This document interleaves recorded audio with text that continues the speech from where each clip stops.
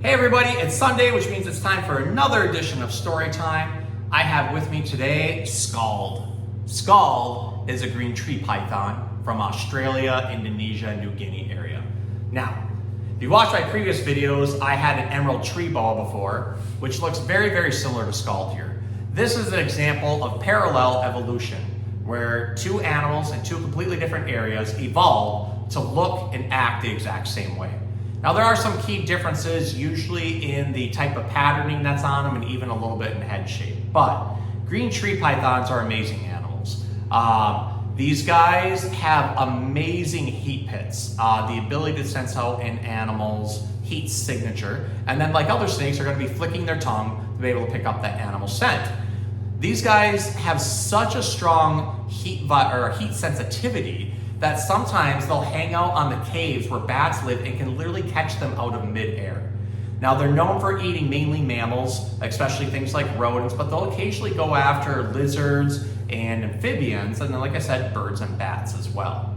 Now, when they're babies, they're actually completely different colors than this. They tend to be more like orange, yellow, or sometimes like even a mix of those colors, but then as they mature, they start to become more green. Now they can be a pretty big snake. These guys grow from 4 to 7 feet and can weigh upwards of like close to 5 pounds or so. They spend almost their entire life just living in trees. They don't like coming down to the ground, even though they are pretty fast when they get on the ground. They are much more dexterous when they're up in a tree.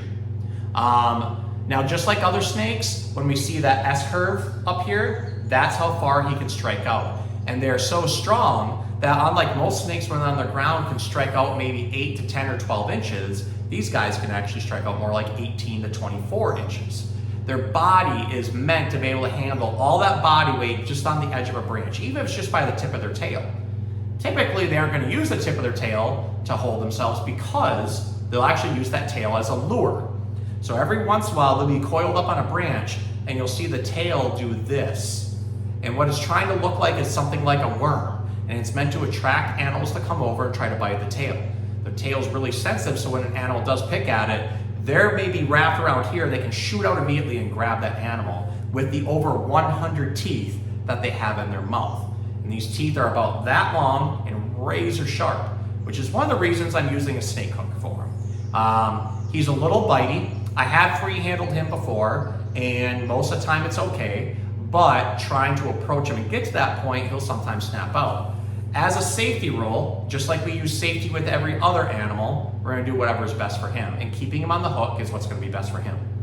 Now, he's got some major attitude, which is kind of typical for a green tree python. He's defiant. He breaks a lot of the rules as far as what goes with snake handling and their striking distance and even colorization. It's not often you see fluorescent colored snakes like him. So, since we have a defiant attitude and an animal who likes to break the rules, we're going to read a book about a band called the Ramones, who also broke a lot of rules and did things the way they wanted to do. So, as we get started here, I'm going to keep him on the hook, and we're going to read the unauthorized biography of the Ramones, written by Soledad Romero Marino. Here we go. We start off with a cool little timeline that they have of the Ramones.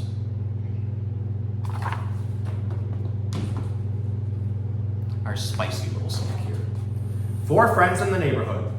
The story begins in the early 70s in Queens, New York City, where people from many different countries and ethnic groups called home. It was a colorful and lively neighborhood full of hope and opportunity. It was in that neighborhood that 4 teenagers named Joey, Johnny, Tommy, and Dee Dee met and shared their passion for music.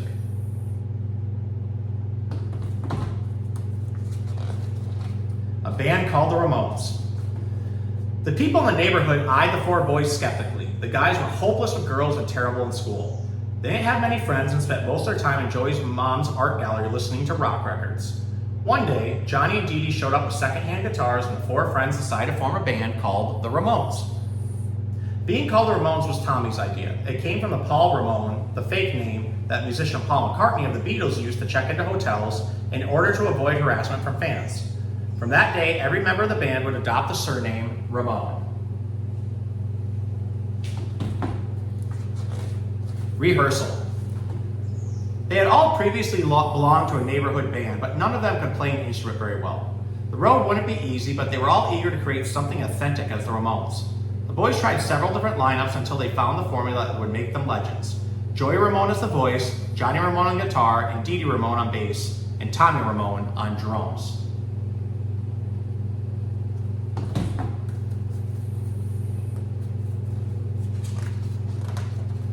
Joey Ramone, Jeffrey Ross Hyman. Joey Ramone was born in New York and grew up with his mother, who inspired him in the world of art and music. He was a shy and unique boy, extremely thin, 6.5 feet tall, and always hid his eyes behind sunglasses, usually with red lenses. Joey started out on drums, but quickly became the lead singer of the band.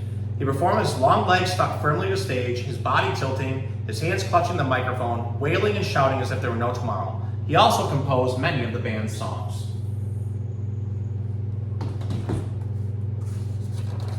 Johnny Ramone, John William Cummings. Undoubtedly the rowdiest member of the group, Johnny Ramone was a teenager who was angry with life. His parents sent him to military school, hoping that a firm hand could tame the beast inside him. But soon Johnny returned to the neighborhood just as rebellious as before. Johnny was a powerful guitarist and went on stage knowing that he and his band were the best. He would slam defiant chords at full speed on his Moss Wright guitar strapped around his shoulder.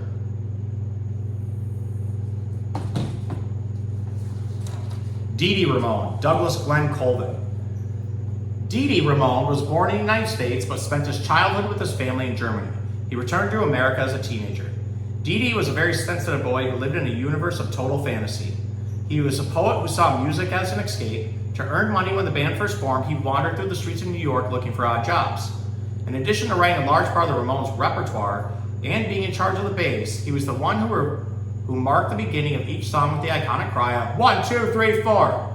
He also sang backup to Joey.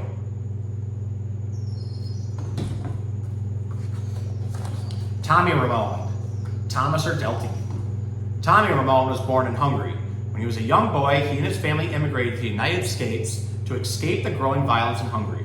He had a better understanding of the music world than his bandmates. It was he who most inspired on putting a band together and who secured the rehearsal space at first concerts. Tommy wrote some of the songs and took over the drums when Joey became the lead singer. He was the rhythm and the sanity of the group as they wandered the alleys of rock and punk.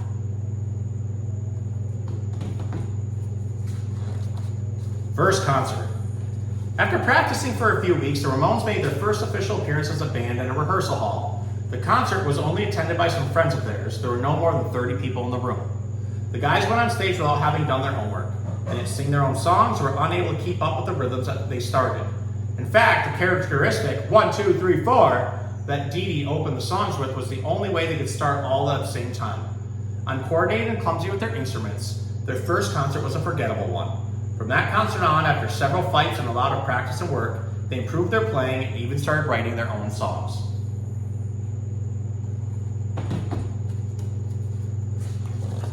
Debut at CBGB. A few months later, the Ramones managed to book a concert at CBGB, a cramped, grungy music club. It was a lively venue, popular among artists and moderns. It was one of the coolest places in New York City. That night, the room held about 300 people. The restless audience watched as the four gangly, hairy guys played at full volume. A good portion of the spectators left the club covering their ears from the noise. Others, however, understood that the band was playing rock as it should be played, with rawness, strength, and intensity. The band got invited back and played at CBGB every week. The Ramones were anti-heroes with the desire to show the world what they could do, with or without the audience's applause. The Ramones, the hymn of a tribe. The Ramones spoke and dressed as other young people in the streets did, and for this reason they became representatives of a tribe and a generation. They wore black leather jackets, high-top sneakers, t-shirts, and tattered pants with holes in them. They demonstrated that it wasn't necessary to have a typical luxurious image to play rock. The Ramones' image became the day-to-day symbol of the punk revolution.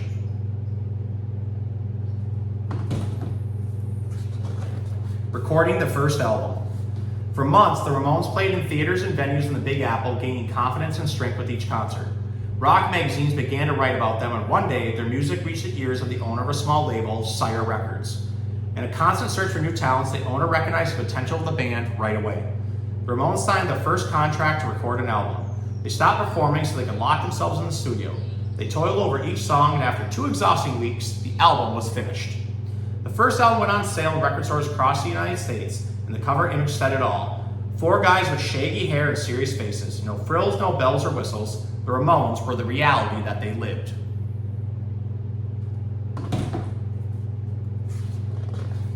Trip to Europe. After release of their first album, the band climbed onto a plane and headed off to London. They crossed the Atlantic and entered the English capital ready to perform. Young people lined up at the legendary concert venue, the Roundhouse, to attend the Ramones' first concert in Europe. The concert was sold out. Even members of English punk bands who had come to see the Ramones perform were turned away at the door, although it's said that they were soon invited backstage by the Ramones themselves. As Tommy yelled, 1, 2, 3, 4, and the band started playing, the Roundhouse exploded with emotion and punk flooded the city. The band established themselves as punk role models, inspiring their fans and English bands with the strength of their sound. From that day on, the Ramones will be remembered eternally as pioneers and leaders of punk rock. The end. So, I think that book is pretty befitting to Scald here, our Green Tree Python. Plus, it's about one of the greatest bands that ever existed, the Ramones. So, if for whatever reason you're watching this channel and you have never heard of the Ramones, you need to go listen to the Ramones.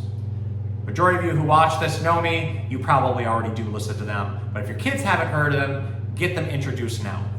Amazing band, amazing attitude, and pioneers of what they did. And the attitude of the punk revolution really matches our special snake friend here this week. So, I hope you enjoyed the book, hope you enjoyed the snake, and we'll see you next week.